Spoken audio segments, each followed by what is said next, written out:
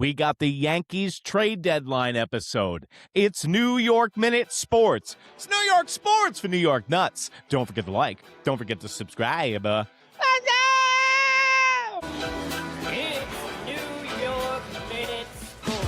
there you have it, folks. Welcome to another installment of the New York Minute Sports Show. Don't forget to like, don't forget to subscribe, and don't forget to visit the New York Nuts merch store. That's the beautiful blue link underneath the video.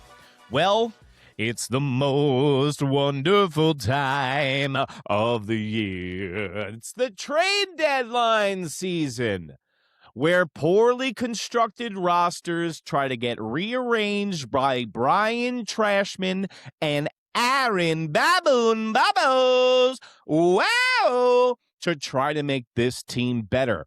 What happened last year during the trade deadline? They went out and got a brand new bullpen. They added about 7 guys to the roster, not to mention Ryan McMahon and Caballero. So what are the New York Yankees going to do this year to improve their team? Now, I keep hearing Mason Miller's name and Mason Miller's name. And this is kind of intertwined with their other search, because what the Yankees need most right now, today, is a right-handed catcher and not a catcher named Austin Wells on this team. Now, I'm going to break down who the candidates for the New York Yankees in this trade deadline at the catching position are, what they're going to cost, who do I want, and who do you want? Let me know in the comments below. And first, we're going to start off with the young guy, okay? Rockies, Hunter Goodman, hitting .255, 30 bombs, 56 RBIs, and he's under 3 years of control, and that's going to be an issue with him.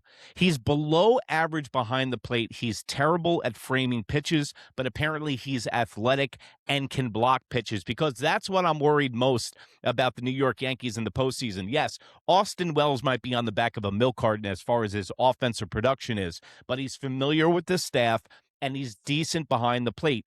We've seen the past with Gary Sanchez behind the plate against the Houston Astros, and the pass balls and defensive liabilities in the postseason have bit the New York Yankees in the ass. Now, everybody might say, oh, this guy's only got 30 home runs because he plays in Coors Field. Good news is 18 of those home runs have been on the road. Now, he would add instant pop and an instant offensive production to this team. Now, the question of this guy is, what's it going to cost for the New York Yankees to land a young catcher like this? The philosophy that the Colorado Rockies have is they're going to get 4 or 5 positional players. They're trying to get to 90 wins by the year 2029. The question that they ask internally is a guy like Goodman going to be a part of the future, or is he just having a good year? Let me know in the comments below. What do you think about Goodman? I mean, all of the arrows point to absolutely, but what is the price tag going to be? As you can see here for the mock trade, we'd get Hunter Goodman and Tovar for Luis Gil, Anthony Volpe, Austin Wells, and Chase Hampton.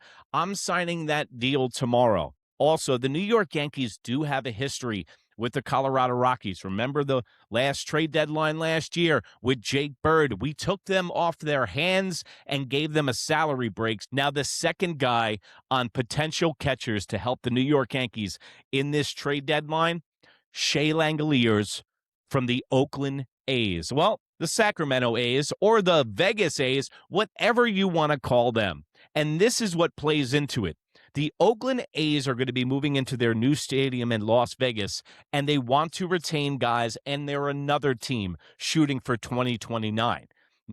Langeliers is a Boris client, guys, and he has 2 years of control left on his contract. Now, you know Brian Cashman's ears just perked up because he loves guys under 2 years of control. Look at Caballero, Bednar, Duval, Jazz Chisholm, Ryan McMahon. He got all of those guys with 2 or 3 years of control, and that's Brian Cashman's new pet project, is getting guys under control. So Shea Langeliers, he's going to have to be a free agent because he's going to go to free agency being a Boris client. So the Yankees would have him for 2 years. Now, behind the plate, solid defensively. He would add pop. He's at 260, 22 home runs, 50 RBIs, and has an OPS of 820. Now, if I am the New York Yankees, the question is, do you have enough equity to get him and Mason Miller? Because it's indicative of last year. Look at what the A's got for Mason Miller. They got one of the best prospects in all of baseball. So they actually value in the Oakland A's, I'm going to keep calling them Oakland, in the Oakland A's franchise, they value catchers more than bullpen arms, and you needed a king's ransom for Mason Miller last year. So what is going to be the price tag for the New York Yankees? It looks like it's going to be either LaGrange or Lombard Jr. Let me know in the comments below. For Langeliers, are you willing to give up Lombard Jr.? Because I say give him all away. I don't trust a single player that comes out of this farm system for the New York Yankees. Anthony Volpe, Austin Wells, Spencer Jones, and Jason Dominguez are all perfect examples of that. Not to mention, the Yankees gave all of their catchers away. It seems like 3/4 of baseball is supplied with the Yankees farm system catchers, and they picked the worst one out of the bunch with Austin Wells. So my pick, it would be get Langeliers tonight. They're familiar with Boris, and they can make a deal, and hopefully they'll get a little bit of a discount because the Yankees have pitching in piles, and that's exactly what the A's will be looking for. Now, the other names that I've heard thrown around here would be Jeffers from the Minnesota Twins. Now, just like Skubal and the Detroit Tigers, everybody's going, hey, let's get Skubal, let's get Jeffers.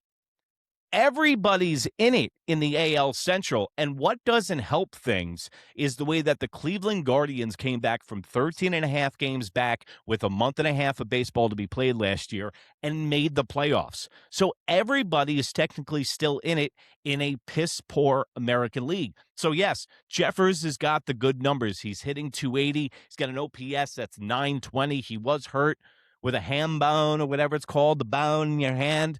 He was hurt with one of those jobs, so his numbers aren't indicative because he lost a lot of time. But Jeffers doesn't blow my hair back. That doesn't blow the wind through my hair and put wind in my sails. Doesn't float my boat, guys. Let me know in the comments below what you think about Jeffers, because I know a lot of Yankee fans are definitely looking for him. And then you got Adley Rutschman from the Baltimore Orioles. The problem with this guy is not ability, it's availability. He's never on the diamond. He's always hurt. And now he's got a swollen left wrist. So I do not want any parts of him. First of all, I don't even think the O's would move him in the division. Two, if they did, I wouldn't want to make the move because something fishy about the whole thing. I don't like prospects from the Yankee organization. Do you think I'm going to like prospects from the Baltimore Orioles farm system? 2 years ago, those guys looked like they were going to be good for the next decade. And what happened to the Baltimore Orioles? The only guy producing for them this year is the guy that they got from the New York Mets.